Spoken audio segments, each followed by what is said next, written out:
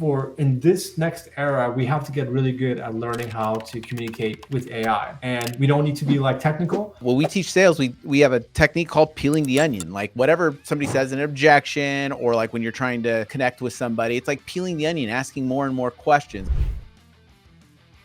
Future of human AI collaboration and future of humanity as a result is dependent on how good we get at learning how to converse with AI. So if you think back to like the 1990s when, the internet first came out, we had like Mosaic, we had like Netscape and these weird browsers, but it wasn't until like the late 90s, early 2000s when Google really started becoming popular and they had a very simple like search bar, and that was like the only thing. And people started learning how to interact with web browsers more effectively. And then fast forward the next 10 years, people got really good about learning how to use the internet. And it was all because we learned how to communicate the way that Google wanted us to communicate with it. And we're in that position right now, is that for in this next era, we have to get really good at learning how to communicate with AI. And we don't need to be like technical. We can legitimately just have conversations like you and I are having right now, which then reinforces the point that Jason and I made earlier, was that we have to lean into things that are more human. Like, how do we talk to each other? How do we solve problems? How do we like understand like emotional intelligence? These are the things that are going to be like so critical for success going forward forever. I love that. Going back to your point of like everything's interconnected, is that, well, we teach sales.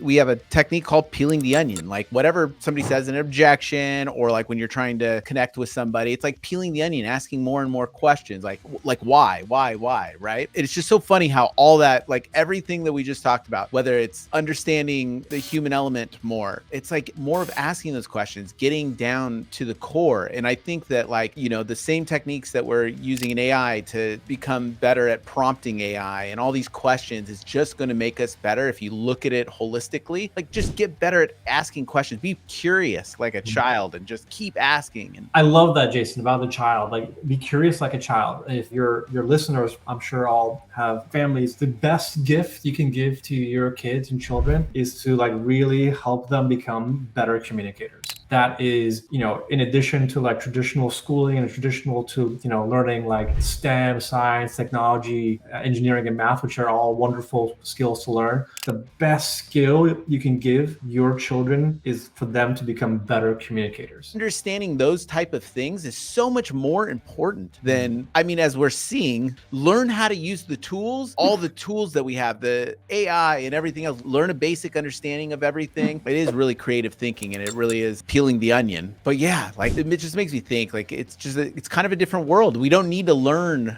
I don't need to learn how to do calculus because lots of programs do it for me, and that's wonderful to know theoretically how to do it. Let me give you guys like a tip for your audience. Like, if you guys want to learn how to like get really good at like conversational AI, is people right now go to like ChatGPT to like, and maybe they ask a question about work, maybe they're asking questions about whatever. Here's what I'd recommend: ask a really personal question. And the reason I'm suggesting this is because I want you to have like an intimate conversation about something that really personally matters to you. Ask a question about like, how should I act in my life in this particular regard that is something that is really intimate and personal to me. And you would be astounded as to the kind of content it'll offer you, kind of like a therapist, or kind of like a life coach, or kind of like as a trusted friend. And it'll open up a new avenue of, I hope, ahas that, wow, I can use this kind of AI for any sorts of thing. Right now, people think it's just like work related, but actually this is like a personal agent that can be used for any context. And so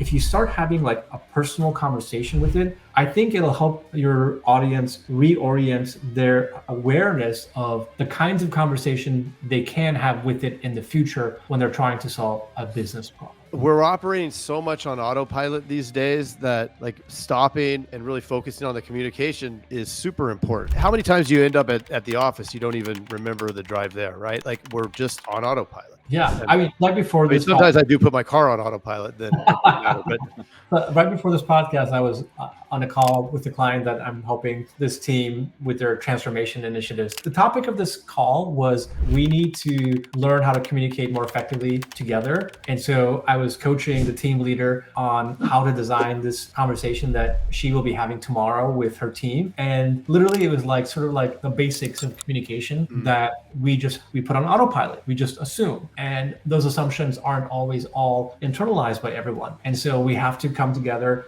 and have open understanding, like a team social contract. How do we communicate with each other? It's like, to me, it's like, things that we learned in kindergarten that we put on autopilot, we forgot about, and then 40 years later, those skills are kind of rusty and we got to like get better at them again. But these are like so critical, and more critical than one would think, to success than whether you have like a fancy job or a fancy degree or, work at like some big name company. These are just like basics. I can share a personal example of this that I did yesterday.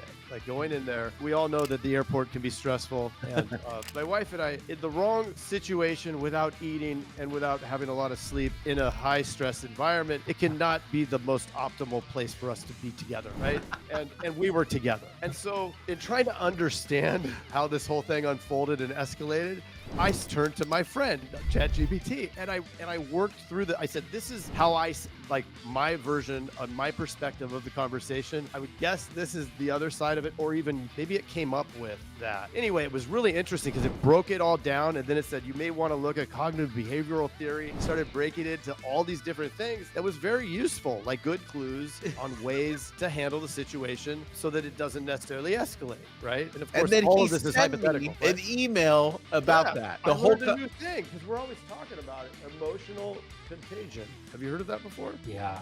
So it's like it's in tune with empathy, but not quite. It's different. It's like where you're more. It was very interesting. So I mean, you learn things that you didn't even know were there. It's remarkable. What's funny is I had no idea that he had the conversation with ChatGPT. Sounded more like he was doing research. I did do research. It was much better research because in all the research I've done for the last 25 years around this same issue, it's never come up.